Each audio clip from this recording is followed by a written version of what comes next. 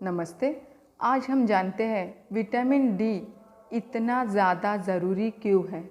क्योंकि vitamin D की कमी हमारे देश में 75% लोगों में देखी गई है और ये हमारे शरीर में बेहद ज़्यादा अच्छी कार्यप्रणाली के लिए, बहुत सारे कार्यों के लिए यूज़ होता है।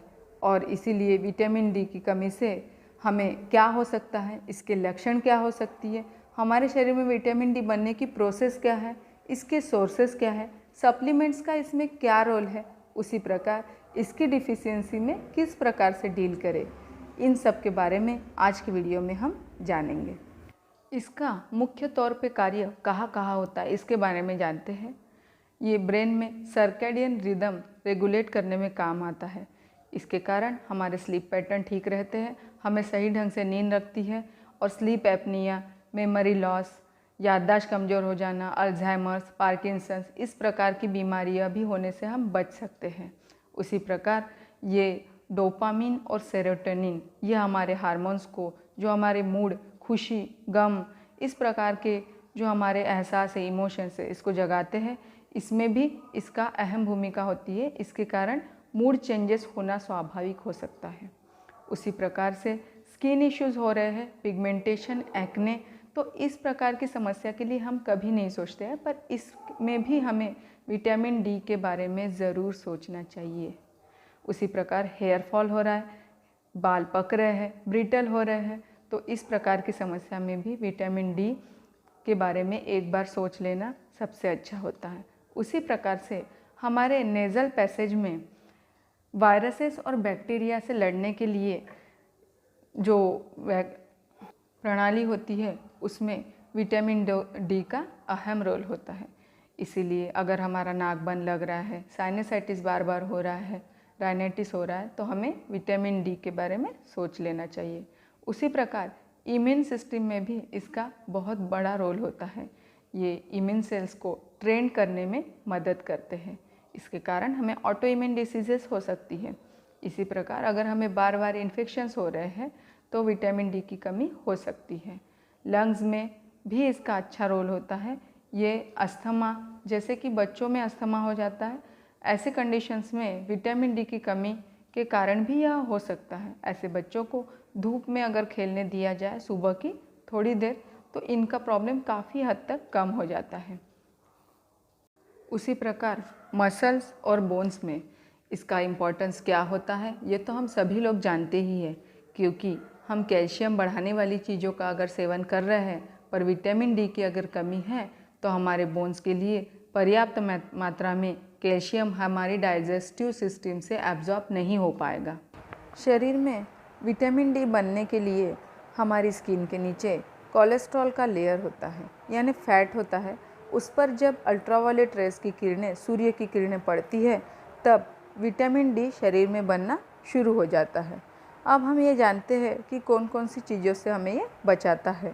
हड्डियों के कमज़ोर होने से बचाता है, कैंसर से बचाता है, डिप्रेशन से बचाता है, टाइप 2 डायबिटीज़ से भी बचाता है, साथ ही साथ कुछ हृदय विकारों से भी बचाता है और वज़न बढ़ने से भी रोकता है। जख्म या घाव जल्दी भरने में भी मदद करता है। अगर घाव नहीं भर रहे हैं तो इसके बारे में भी एक बार विचार किया जाना बहुत आवश्यक होता है। इन सब जानकारी से हमें पता चलता है कि ये हमारे लिए कितना ज़्यादा अहम रोल निभाता है हमें स्वस्थ रखने में। तो इसे हल्के में बिल्कुल ना ले और इसकी जांच करवा कर पता करें। अब पता करने के बाद हमारा नॉर्मल विटामिन डी लेवल कितना होना चाहिए ये जानते हैं। हमारा नॉर्मल होता है 20 नैनोग्राम पर ml और ज़्यादा से ज़्यादा 50 नैनोग्राम पर ml तक हो सकता है। अगर 20 से 30 के बीच में है तो इसे बहुत ज़्यादा अच्छा माना जाता है। अब हम ये जानते हैं कि इसके सोर्सेस क्या है। सूर्य प्रकाश पहला सोर्स और दूसरा है डाइट और सप्लीमेंट। पर यह दोनों ही कोई काम के नहीं जब तक ये एक्टिवेटेड या कार्यशील ना हो।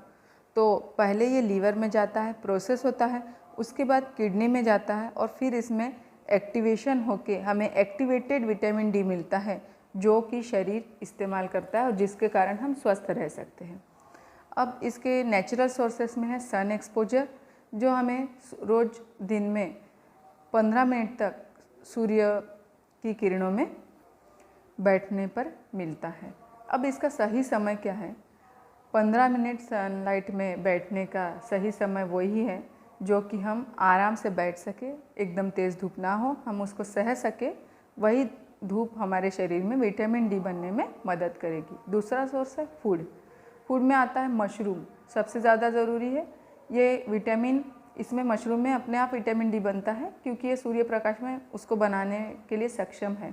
खास करके जो वाइल्ड मशरूम है, जंगलों में वगैरह जो मिलता है, उस प्रकार का मशरूम है जो ज़्यादा अच्छा रहता है। उसी प्रकार के से तिल में भी विटामिन डी होता है और इससे भी हमें ठंडियों के दिनों में जब सूर्य प्रकाश की कमी रहती है तो तिल के लड्डू खाते हैं या तिल का ज़्यादा से ज़्यादा इस्तेमाल करके हम इसे प्राप्त कर सकते हैं। K2 मिल्क आता है, yoghurt, cod liver oil, tuna fish, इस प्रकार के और भी सोर्सेस हैं विटामिन डी के खाद्य पदार्थों के लिए। अब जानते हैं इसके एब्जॉर्प्शन और एक्टिवेशन के लिए क्या चीज़ों का ध्यान रखना पड़ेगा। हम तो अच्छे से विटामिन डी रिच फूड भी ले रहे हो, सनलाइट में भी जाते हैं, और इसके बाद भी हमारा विटामिन डी कम क्यों है?